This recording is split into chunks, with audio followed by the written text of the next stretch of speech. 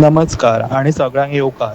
तर आज हांव जावन येयल्लो आसा खडपाबान पोंडा गोवा. म्हाका कळून आयलें की हांगा 5 मुखी हनुमान मंदीर स्थापीत आसा फ्रॉम लास्ट 8 इयर. तर मनान दिसलें की भेट दिवया अशें. तर पळोवन घेवया हेंचें देवूळ कशें आसा तें.